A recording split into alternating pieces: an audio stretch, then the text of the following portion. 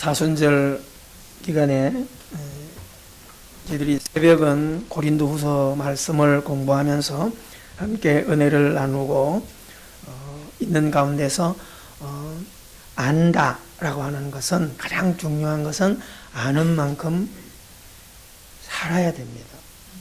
할렐루야. 기독교가 힘이 있고 능력이 있고 장점이 되는 것은 아는 것에 멈추는 기독교가 아니라 생활하는 데 초점을 두시기를 바랍니다. 반드시 여러분들도 이번 사순절 지나면서 나 개인이 하나님의 기쁨과 또 가족의 기쁨을, 행복을 위해서 나는 무엇을 살고 있는지를 깊이 생각하셔야 되고요. 또 교회 가족으로서 삶을 내가 어떻게 살아가고 있는지에 대해서 깊은 생각들을 하게 되기를 바랍니다. 사도 바울은 어떤 면에서는 그런 면에서 제자들 중에 가장 탁월할 정도로 1차 부름받은 제자는 아니지만 12제자 밖에 있는 그런 제자이지만, 사도 바울은 정말 예수님의 삶을 고민하고 또 만난 그 예수님의 삶을, 주신 말씀을 어떻게 하면 자신의 남은 생애에 그것을 살아낼까라고 하는 것에 초점을 맞추어서 로마서부터 바울 서신 전체를 하나하나 읽어보면 어쩌면 깊이도 있고 또 은혜도 있는데, 중요한 것은 그렇게 어려운 것만은 아니라는 겁니다. 살아있는 동안 우리가 그런 열심을 믿음 안에 잘 서서 잠시 잠깐이면 사라질 이 세상, 결코 여러분 길지 않아요. 그렇기 때문에 믿음으로 산다는 것은 은혜로 산다는 거거든요. 다시 말하면 진리를 붙들고 기쁨과 은혜로 행복하게 산다는 거죠. 이 세상을 살아가는 사람들의 모습은 행복이냐 불행이냐를 붙들고 살아가는데 구분해서 살 수는 없어요. 나는 맨날 행복해, 그것도 어렵고 나는 맨날 불행해, 그럴 수는 있어요. 그러나 살아가다 보면 행복과 불행은 40대 60이냐 70대 30이냐 뭐 이 정도로 우리가 섞여서 우리가 경험을 하고 살아갑니다. 기쁜 일이 많은 분들은 행복하다라고 할 때 100%가 아니라 60%, 좀 세면 70%, 아니면 80% 행복하다, 그런 의미일 거고, 나는 불행하다 그러면 100%가 다 불행한 사람은 살 수가 없어요.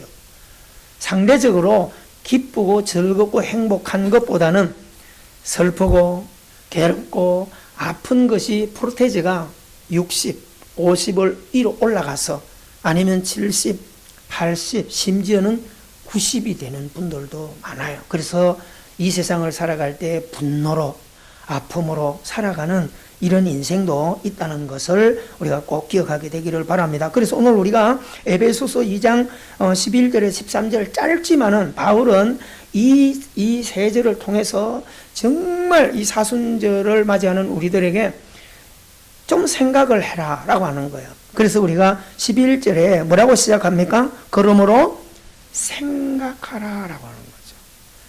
여러분, 생각 없이 사는 사람은 없을 거예요. 그런데 생각은 하고 사는데 진짜 생각을 잘 안 하고 살기 때문에 문제가 있다라고 하는 것입니다. 자, 여러분, 우리가 오늘 그러므로 생각하라 머릿속에 잘 집어넣고, 이 말은 다시 말하면 생명은, 믿음은 생명이거든요. 생명은 우리 이 봄에 지금 밖에 나가면 다 좋잖아요. 좋은 이유가 뭐예요? 생명을 만나니까 그런 거죠. 새싹이 올라오고 새 잎사귀가 나오고 꽃이 피고, 그런 것을 보고 아우 기분 나빠 그런 사람 하나도 없어요. 그렇잖아요. 그래서 새싹들을 좋아하고 꽃나무 밑에 가서 사진을 찍고 그렇게 하는 거예요. 여러분, 새 것을 만나면 이렇게 기쁘게 되어 있어요. 생명은, 새싹은 움직인다라고 하는 거, 활동한다는 겁니다. 그래서 생명을 불어넣을 때 르아흐, 이렇게 창세기 1장에서 생기라고 이렇게 했어요. 생기를 불어넣어서 사람이 생명이 됐더라, 활동하는 사람이 됐더라, 그런 말입니다. 생명은 자랍니다. 그래서 씨앗 같은 것도 물에 담가 놓으면 그 생명이 살아있으면, 시간이 되면 싹이 나와요.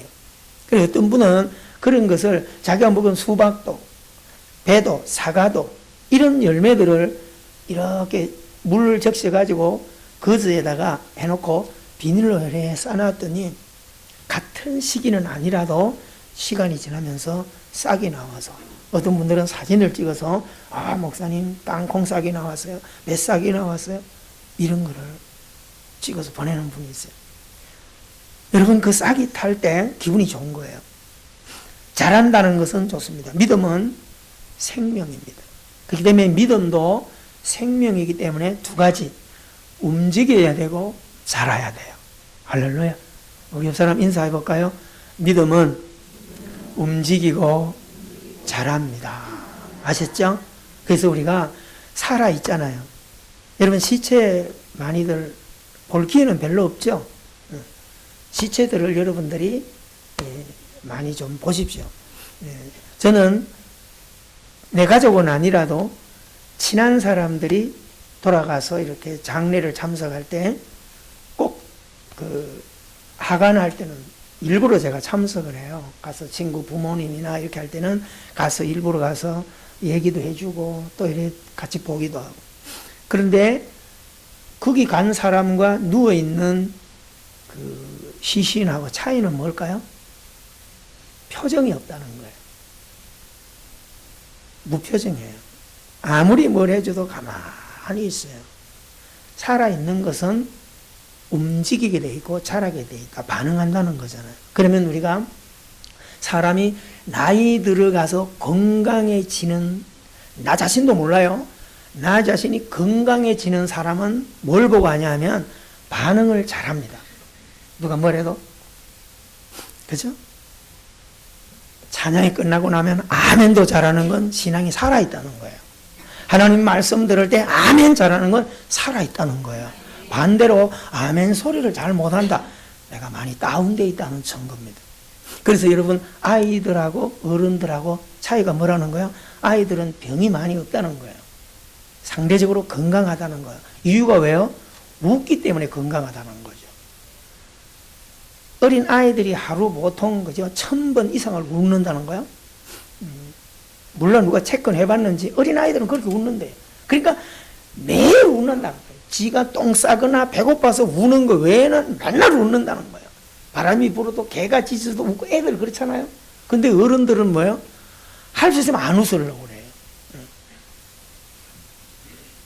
그래서 여러분 몸에 병을 많이 가지고 있는 분들이 경직된 직업을 가지고 있는 그런 분들이 보면 몸이 상대적으로 병이 많이 온다 그런 거죠. 사랑하는 성도 여러분, 우리 믿음을 가지고 있습니다. 그럼 믿음이라고 하는 것은 영적으로 육적으로 다 효과를 봐야 되잖아요. 그 어떻게 해야 돼요? 많이 흔드세요. 아셨죠? 살아있잖아요. 살아있기 때문에 반응하고 만나면 그냥 안녕하세요 이거보다 안녕하세요 그러고죠. 이왕이면 기쁠 때도 그냥 이리 웃는 것보다 이리 웃고 자꾸 이렇게 반응해야 내가 건강이 달라지는 거죠. 여러분 가만히 보세요. 내성적인 사람들 그런 사람들은요 큰 병을 시간이 지나면 안고 살아가요. 그러다 보니까 제가 참잖아요. 에이구 내가 참고 말지. 그래서 부부들이나 이런 가정에 보면 강성이 있는 사람들의 반대에는 반드시 아픔이 있어요. 심적으로 아픔이 있든지 육신적으로 병이 있든지 그런 게 있어요. 왜요? 참으니까 그런 거죠. 여러분 그래서 우리가 신앙생활하는 사람들은 상대적으로 장점이 뭐예요? 예배할 때 주 하나님 주여신 모든 세계 찬송하잖아요. 기도할 때 주여 찬송하잖아요. 속에 있는 거를 확 풀어버리잖아요. 참고 있다가 확 터뜨리잖아요. 여러분 성경에 보면 하나님께서 왜 기뻐해라? 왜 부러지져라? 왜 그랬을까요? 왜 박수를 치면서 하나님을 찬양해라? 왜 그랬을까요? 건강하도록 하기 위해서. 아멘. 여러분 하루 박수를 몇 번 치시나요? 어느 의사이면서 심리학을 하면서 세미나를 하는 분이 그랬어요. 하루에 박수를 500에서 100번만 집중적으로 칠 수 있다면 몸에 웬만한 병은 다 떨어져 나간다. 여러분 병을 고치는 게 한두 가지가 아니에요. 많이 웃어도 병 고친다 그랬죠. 그렇죠? 박수를, 이건 성경적인 거예요. 손뼉을 치며 하나님을 찬양하라 그랬잖아요. 하나님이 의학적으로 몰라서 너무너무 잘 아는 거예요. 과학이에요. 성경은 기적이면서도요, 과학입니다. 여러분들이 상대적으로 박수를 많이 치면서, 아셨죠? 한번 그렇게 해보세요. 저는 가끔 기도하다가 박수 치고 찬송할 때 하고 혼자 부흥이 할 때는 뭐 난리 나죠. 왜요? 그렇게 해서 떨어버려야 돼요. 사랑하는 성도 여러분, 믿음은 행동합니다. 움직입니다. 앞으로 절대 뭐 할 때 제발 제가 얘기하는데 설교할 때 이러지 마요. 그러면 병든다니까. 이럴 바에는 어떻게 하라는 거예요? 크게, 더 크게. 야, 이래야 이게 살아나는 거예요. 돈도 안 드는 걸 가지고요. 왜 그래? 아멘. 할렐루야. 이왕이면 그렇게 해요. 그러면 목도 잘 돌아가고요. 여러분, 예수 그리스도의 생명을 우리는 가지고 있습니다. 예수님은 우리에게 몸을 이 땅에 와서 다음 주에 우리 성찬할 때 떡과 물을 피를 줬다 그랬잖아요. 그건 뭐예요? 생명을 준 거예요. 아멘. 떡 그런 게 중요한 게 아니고 생명을 우리에게, 다시 말로 생기를 우리에게 준 거예요. 아멘. 여러분, 어떤 뭔가를 기쁜 걸 가져보세요. 우리가 한 예를 들면 누가 좋은 선물을 하나 해줬어요. 감추겠어요? 드러내겠어요? 그러면 만약에 여러분들이 로또 복권 1등 된 거는 감추겠죠. 안 된 것처럼. 왜요? 돈 잃을까봐. 나머지 누가 좋은 거, 예전에 그랬잖아요. 아이들이 뭐 어디 가서 선물해주거나 어버이날 선물해주고 이러면요, 막 괜히 꽂고 다니고, 아이들이 뭐 해주면 뭐 괜히 반지 하나 해주면, 아유, 이랬었고 말이야. 왜요? 드러내고 싶은 거죠. 여러분, 생명은요, 자꾸 드러낼 때 너와 내가 기뻐지고 건강해지는 거죠. 아셨죠? 자, 생명이기 때문에 묶고 둘 수가 없어요. 그러니까 우리가 표현 안 하고 안 움직이는 거는 이 생명이 싹이 안 나고 있다는 증거예요. 싹을 틔우셔야 돼요. 아멘? 여러분, 싹을 틔우기 위해서요, 하나를 그대로 놔두면 싹이 그대로 있잖아요. 그러니까 막 거기다 물을 붓고요, 막 이렇게 온도를 맞춰주고, 그러니까 나오는 거 아니겠어요? 한 번은 친구 농장에 가서 봤더니 병아리들이 한 30마리가 막. 그러면 의미답도 없어. 야, 그 병아리를 왜 이렇게 많이 사놨나? 그러니까 사놓은 게 아니고 부화시켰다는 거지. 그러니까, 야, 너도 이런 기술이 있나? 우리 교회 정세조 집사님이라는 분이 있는데 그분도, 이 집사님도 그런 기술이 있다. 여러분, 이 생명은요, 온도만 맞춰주고 이러면요, 병아리가 그 안에서 나와요. 그죠? 여러분들이 궁금하면 정세주 집사님한테 배워서 집에서 실제 계란 사다가 한번 해보세요. 그래서 오골개도 안방에 좀 키우고 이래가지고요. 아, 여러분, 그 병아리요, 야, 키우는 거 보면. 그래서 무료한 할머니들에게 그런 병아리를 한두 마리를 사주고 집에서요. 이렇게 하면, 이렇게 해주면 나중에는 이게 개처럼 따른대요. 참 재밌죠? 그래서 여러분, 오리 한 마리를 어려서 키웠는데 그 할머니가 치매인데 치매가 싹 고쳐졌어요. 오리 한 마리를, 닭은 그게 잘 안 되나 봐요. 오리는 딱 아래서 태어날 때 쳐다보는 그를 끝까지 따라다닌대요. 그러니까 할머니가 그걸 깼어. 그러니까 그때 밥을 주기니까 할머니가 엄마야. 부엌으로 가면 부엌으로, 화장실 절대 안 놓쳐 따라다녀요. 밖에 나가고 밖에 따라다녀요. 그러니까 밖에 가서 공원에 가 있다가 의자에 앉아 있으면 지 혼자 또 호수에 가서 놀다가 또 할머니가 가면 또 따라 들어와요. 여러분, 생명은요, 껍질을 깨고 나온다는 것을 기억하기를 바랍니다. 사순절, 우리가 하나님께서 어둠 속에 갇혀 묶여 지옥 백성 될 수밖에 없는 우리들을 찾아오셔서 생명을 불어넣어서 이 저주의 죽음의 껍질을 깨셨어요. 할렐루야. 그래서 왜 계란을 왜 주는 거예요? 계란은. 그렇잖아요? 계란, 여러분, 그거 뭐 큰 의미가 뭐가 있어요? 그것을 사순절 부활절에 의미로 그렇게 하는 거잖아요. 계란 우리 주는 거 다 삶아서 주잖아요. 먹자고. 근데 그건 기념으로 주는 거니까 거기에 뭘 하는 것보다 이게 뭐예요? 아, 생명은 딱딱한 껍질을 깨고 나와서 병아리가 된다라고 하는 의미로 그걸 부활의 기념으로 우리가 가지는 거잖아요. 그럼 우리가 지금 이 땅에 어둠에 묶여있던 우리들이 예수님이 오셔서 그 껍질을 어둠을 깨주셨으니까 우리가 어떻게 해요? 생명으로 살아났잖아요. 그래서 살아났기 때문에 어떻게 해야 돼요? 자라야 돼요. 그죠? 여러분들이 무엇이든지 생명 있는 것들이 자라는 것을 보십시오. 얼마나 아름답습니까? 그래서 사도 바울은 그 이야기를 그러므로 생각해라. 이번 사순절에 이 말씀을 붙들고 좀 생각해라. 그러면서 어디로 나가요? 이전과 이후로 좀 구분해서 생각해봐라. 그래서 예수 믿기 이전, 우리가 보통 뭐라고 말합니까? before, 그렇죠. before Christ. 예수 믿기 이전. 그리고 예수 믿은 이후, after. 그걸 보통 BC와 AD 이렇게 우리가 구분하는데 after Christ로 어떻게 살아가느냐. 현실을 어떻게 적용하여 살 것이냐, 생명을 어떻게 표출하며 살 것이냐, 이것을 우리가 잘 생각하셔야 하는 것입니다. 여러분, 인생을 살아가면서 많은 사람들이 나 자신에 대해서 모르고 살아가는 게 너무 많아요. 어디서 와서 왜 살고 어디로 가는지, 그렇죠?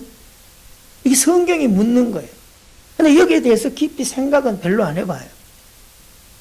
내가 누구인가? 그래서 여러분 스스로에게 자꾸 우리가 남들에게 Who are you? 당신 누구십니까? 그 물음만 하지 말고 내가 누구인가를 한 번쯤 자꾸 생각해 볼 수 있었어야 돼요. 그래서 11절에서 그러므로 생각하라. 여러분, 생각할 여유가 없이 살면 안 돼요. 반드시 내가 정상적인 삶을 살고 있나? 내 마음은 건강하게 제대로 가고 있나? 내 몸의 육신의 건강은 제대로 유지되고 있나? 이걸 자꾸 분석하고 돌아봐야 돼요.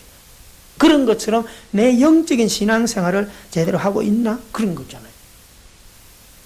제가 이런 설교를 할 때마다 항상 머릿속에 딱 떠오르는 좋은 예화가 하나 그게 떠오르는 거잖아요. 200명이 탄 비행기가 가다가 엔진이 고장이 났어요. 야, 그래서 이게 지금 다 뛰어내려야 되는데 차례대로 기장이 방송을 해요. 젊은 사람부터 차례로 이걸 좀 뛰어내리도록 이렇게 나이 든 사람보다 나이 든 사람과 젊은 사람들을 좀 이렇게 먼저 배려를 해. 마치 타이타닉이 추락할 때 물에 빠질 때 그 사람들이 여유를 갖게 해가지고 어린아이들과 노인네들을 먼저 두 가지죠. 어린아이들은 아직 살아봐야 할 세상이 많기 때문에 연세 드신 어르신들은 이제 이때까지 살아와서 마무리를 이 차가운 바다에서 하면 되겠냐? 그렇게 해서 좀 마지막 인생을 좋은 곳에서 하도록 하기 위해서. 이게 신사도 정신. 그래가지고 막 차례대로 다 뛰어내렸어요. 이제 뛰어내렸는데 남은 사람이 세 사람이에요. 기장 하나, 어린아이 하나, 그리고 중년 신사 하나. 3명이 남았는데 낙하산이 하나 고장나 버렸어요. 낙하산은 3개 있어야 되는데 고장났으니까 2개밖에 없잖아요. 그래서 기장이 큰일 났다. 낙하산이 하나 고장나고 2개밖에 없다 그랬더니 중년 신사가 약삭빠르게 그러면 내가 살아야지. 그리고 낙하산 하나를 메고 뛰어버렸어요. 그 몇 개 남았어요? 1개 남았어요. 기장이 그렇게 말합니다. 얘야, 내가 힘으로 하면 너를 이길 수 있지만 나는 기장이다. 끝까지 비행기와 함께 마지막을 같이 해야 되니까 이런 낙하산을 메라. 그리고 네가 뛰어내려서 내가 다 하지 못한 인생을 살아서 멋지게 인류를 위해서 일해다오. 이렇게 했더니 그 아이가 하는 말, 기장님, 우리 둘 다 살아요. 그 왜 그러냐? 낙하산 1개밖에 없는데, 아니요, 낙하산 2개예요. 어떻게 그러냐? 아까 뛴 사람은 제 유치원 가방 메고 뛰어내렸어요. 그죠? 저는 이게 오래된 이야기지만은 들을 때마다 생각하게 되고, 진짜 고향이 저 어디 사람은 아직도 감이 안 잡혀가지고 왜 웃는지도 모르는 사람이 있는데 집에 가서 전화해 보세요. 여러분, 우리가 지금 어떤 면에서는 그렇게 살아가고 있는 거예요. 그렇잖아요? 자기는 신났다고 지금 뛰었는데 가서 땡겨보니까 안 펴져. 여러분, 아이 가방을 뺏어가지고 매선 이거 되겠어요? 여러분, 무슨 얘기입니까? 이 세상을 살아갈 때 여유 있게 살아가자는 거예요. 아멘? 뭐든지 초급하기 때문에 일을 망치고요. 서둘기 때문에. 그래서 꼭 한번 생각해 보세요. 자, 성경이 11절에 뭐라고 말해? 너희는 그때에, 이 말은 예수 믿기 전에 육체로는 이방인이요, 이 말이. 그러니까 유대인의 선민 이외의 민족이었다. 구원의 은혜 밖의 사람이었다. 할례 없는 사람들이었다, 이 말이. 여러분, 할례 받은 자들에게 무시받는 자들이라는 거예요. 여기서 할례라고 하는 것은 여러분 오늘의 말, 신약의 말하면 세례입니다. 여러분, 이것도 어떤 분들은 아유, 교회에서 그걸 어떻게 설명하냐고. 뭘 설명을 못해. 여러분, 할례라고 어떤 분은 묻는데, 여러분, 이 할례는 구약의 신약의 세례인데, 구약의 할례라고 하는 것은 남성들의 성기의 그 끝부분에 가죽을 일부분을 잘라요, 이렇게. 한번 생각해 보세요. 요즘 같은 뭐 주사기로 가지고 잘라내가지고 이렇게 해서 그게 상처를 아물게 해가지고, 그게 할례라는 거예요. 그 뜻은 뭐냐면, 이 남자의 생식기는 다양한 활동이 있지만 가장 중요한 것은 생명을 낳고 이어주는 역할을 하기 때문에 생명의 주인이 누구다? 하나님이다라고 하는 그 의미로 그렇게 하는 거예요. 오늘 이것은 예수 안 믿어도 남자아이들에게는 반드시 부모님들이 건강을 위해서 해주는 게 그게 뭐야? 무슨 수술? 포경수술. 어떤 사람은 포경수술이 고래 잡는 거라는데 맞아요. 포경수술. 하고 안 하고는요, 건강에도 차이가 나고요, 나중에 아내에게도 영향이 미쳐지는 겁니다. 그런데 놀랍죠? 이 수술을, 할례를 구약 성경에는 언제 했을까요? 난지 8일 만에 했어요. 하나님이 왜 그렇게 하라 그랬을까요? 하나님은 어떤 의학 박사보다도 우리 몸을 만드신 분이잖아요. 그러니까 의학적으로 이걸 분석해 보니까 난지 8일 만에 가장 피가 적게 우리 몸에 밖으로 포출된대요. 찢어 상처가 나도. 너무 놀랍죠. 그래서 여러분, 할례는 8일 만에 행하고, 그래서 요즘 성경적으로 신앙 있는 분들은 아이들에게, 남자아이들에게 수술을 해줄 때 초등학교, 막 중학교 이래 해주고, 그러면 고통스러워. 일주일간 이러고 댕기잖아요. 그런 고통 주지 말고 남자아이가 태어난 뒤에 8일 만에 수술을 해주는 것이 가장 좋다. 그럼 여러분, 이 꿀팁으로 드리는 거예요. 자, 우리가 할례하고 안 하고 차이가, 자 보세요. 예전에는 할례하는 사람이 누구냐? 하나님의 백성만 했어요. 이건 할례 받아서 안 받아서 무시해버려요. 그리고 완전히 뭐처럼? 백인이 흑인을 무시하는 것처럼, 흑인이 황색 인종을 무시하는 것처럼, 양반이라는 사람들이 천민, 쌍놈이라는 그룹을 만들어 놓고 무시하는 것처럼. 여러분, 그러니 얼마나 고통스럽겠어요. 자, 우리가 그렇게 살았어요. 오늘 이 땅에 지금 우리 교회에서 예배하는 우리가 뭐냐? 이방인, 할례 받은 자들의 바깥에 있었다. 12절에 뭐라고 말합니까? 그때 너희는 그리스도 밖에 있었고. 그렇죠? 그러니까 할례 받는 것은 안으로 들어왔다 이 말이에요. 하나님의 백성이 됐다. 오늘날 우리가 예수 믿고 교회 다니면 세례 의식을 하잖아요. 세례하는 게 뭐죠? 우리 가족이 되었습니다. 하나님의 가족이 되었습니다. 이 의미를 부여하는 거예요. 자, 그때 너희는 그리스도 밖에 있었고 이스라엘 나라 밖에 사람이라.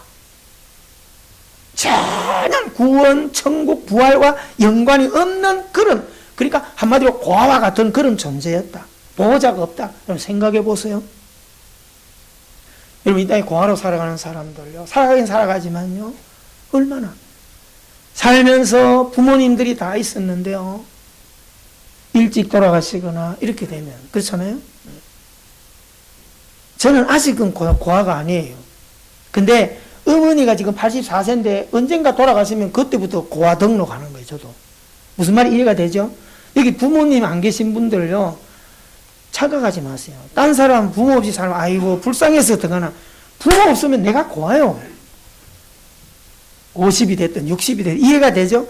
보호자의 밖에 있다 이 말입니다. 여러분, 얼마나 고통스러워요. 그렇죠? 그래서 우리가 이런 그 사순절 기간에 유대 백성들이 어떤 의식을 하냐면, 자기들의 예수님이 우리 죄를 지고 갔다, 그런 것을 내가 지금도 필리핀 같은 데는 실질적으로 십자가에 사람을 박아요, 못을. 그런 행위도 해요. 처절하게요. 특히 캐톨릭에서는 그런 행위를 한다니까요.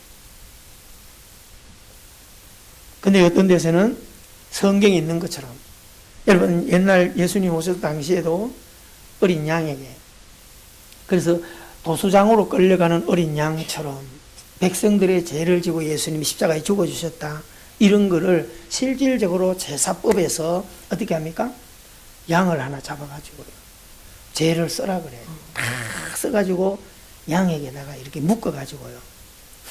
그래가지고 옛날에는 바깥으로 예루살렘 성 밖으로 이렇게 내보냈는데 이게 기어 나갔다가 저녁에 기어 들어와 버리네. 죄를 메고. 사실은 나가서 짐승에게 잡아 먹히도록 내보내는 거예요. 그걸 희생양으로 보는 거예요. 그래서 만들어진 게 예루살렘 성 언덕에 올라가서 죄를 묶어서 언덕에서 저 바닥으로 던져버리는 거예요. 왜요? 재물이기 때문에. 재물은 살아나면 안 돼. 죽어야 되잖아요. 여러분, 그렇게 해서 우리들의 죄를 증가시킨 거예요. 여러분, 우리가 이런 행위로서 사순절을 지나면서 여러 가지 행사들을 하는데 그런 거 한다고 해서 우리 죄가 없어지나요? 그렇게 하지 않아요. 우리는 뭐예요? 실질적으로 십자가에 죽어주신 예수 그리스도의 그 은혜 아래 들어가 있는 겁니다. 아멘? 그것을 붙들고 우리가 이 땅에 그 삶을 살아야 돼요. 그래서 우리는 밖에 있었다, 밖에 있었다, 밖에 있었다. 이것을 인정하라는 거예요. 예수 믿기 이전에 우리가 얼마나 운명과 사주팔자에 묶여 살았어요. 그렇잖아요? 무슨 말 한마디만 들어도 묶이고, 성황당도 못 지나가고, 두려움이 있으면 굿해야 되고, 물어야 다녀야 되고. 근데 예수 믿고 나니까 진리가 내게 오니까 자유롭게 된 거예요. 아멘? 여러분, 이거 한 가지만 해도 기뻐하면서 하셔야 돼요. 간상이 깨지고, 운명이 깨지고, 손금이 다 깨지고, 안 맞잖아요. 제 손금이나 이런 철학관에 딱 가보면 저는 49세 딱 걸려있다니까. 49이 죽어야 돼, 제가. 이 생명선이 이렇게 잘려있어요, 이게. 실제 그렇다니까요. 여기 보잖아요. 딱 잘려있잖아요. 근데 제가 몇 살이라고요? 63살이잖아요. 건너뛰었어요. 그게 믿음이에요. 할렐루야.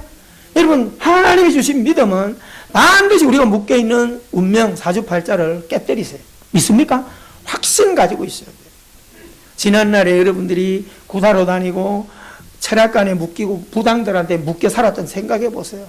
지금 여러분 그런 거 없이도 평화를 가지고 살아가는 이것만 해도 얼마나 기쁘냐 그 말입니다.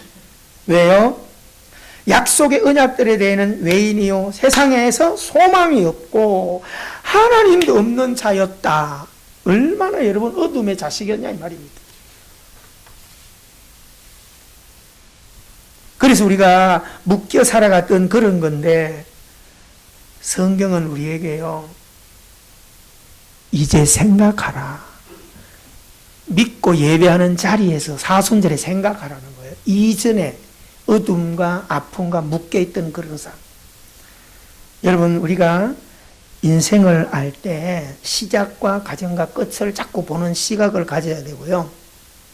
살아갈 때 여러 가지 고통들이 있어요. 우리가 이런 걸 있잖아요. 언제 건강이 소중한 걸 알까요? 아파봐야 알아요. 진짜. 아내가 허리가 좀 아프니까, 저도 이상하게 어제부터 허리가 이래가지고, 허리가 자꾸 아파요. 그러니까 우리는 통하는가 봐요. 안 아프면 몰라요. 제가 예전에 가족이 막 이빨 아프고 이러면은요, 심지어는 청년 때 막 30대는 얼마나 뜨거웠냐면 아내가 이빨 아프다 그러면 교회 가서 기도해 이랬어요. 제가 이런 남자를 믿고 오늘까지 사는, 지금 생각 눈물이 막 나요. 그게 믿음이에요. 그리고 나서 얼마 안 돼가지고 제가 이빨이 아팠는데요. 3일 만에 하곡동 가가지고요, 치과 찾아가요. 바로 신경 죽이고 치료했어요. 어디 갔다 왔어요? 그러니까 치과 갔다 왔는데 그랬더니 당신 이빨만 이빨이지? 이 얘기를 두고 마음 아파요. 남이 아픈 거는 나한테 안 와닿는 거야. 내가 아프니까 그렇게 약삭빠르게 움직이면서. 여러분, 아파봐야 건강의 소중함을 알고, 가족이 얼마나 소중한데도 살면서 분노하고 아파하고 뭐예요? 가족을 잃어봐야 알아요. 가족이 떠나봐야 가족의 소중함을 알아요. 그래서 만들어진 말이, 옆 사람 보고 인사합시다. 있을 때 잘하자. 제발. 어떻게 잘하고 싶은데 왜요? 묶여 있잖아요. 어떻게 하라는 거예요? 구원받고 변화받은 새 사람이 된 삶을 가지고 새로운 삶에 초점을 맞추어서 가라는 거예요. 이걸 못하고 있는 거예요. 이 땅에 있는 크리스찬들이. 행복을 잃어봐야 행복의 소중함을 알고요. 재난을 당해봐야 안전을 알고요. 그렇잖아요. 불이 나봐야 불이 소중한 걸 아는 거예요. 모르는 거예요. 안 와닿는 거예요. 따라합시다. 죽어봐야 사는 것이 얼마나 소중한지 알지. 그게 모르거든. 죽어봐요 하면 진짜. 아셨어요? 돌아올 수 없는 강의. 그래서 그런 슬픔을 이야기하는 유명한 영화가 있었죠. 니마 그 강을 건너지 마. 얼마나 눈물 나나요. 그렇잖아요. 사랑하는 성도 여러분, 그 선을 넘어가기 전에 회복하셔야 돼요. 아멘. 사랑을 회복하십시오. 어떻게 살고 있습니까? 오늘 믿음의 가족이라고 하면서 생명을 가지고 있다고 하면서 어떻게 살고 있습니까? 불신하고 살고 있습니까? 통하지 않고 살고 있습니까?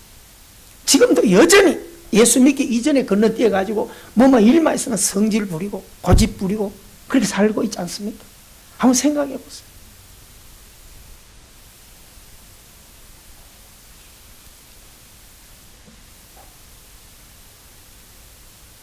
(13절에서) 뭐라고 말합니까? 이제는 전에 멀리 있던 너희가 그리스도 예수 안에서 그리스도의 피로 가까워졌다. 할렐루야. 여기서 가까워졌다는 의미는 연합되었다, 새롭게 되었다, 새 주인을 만났다, 새로운 삶이 시작되었다. 할렐루야. 중요한 거예요.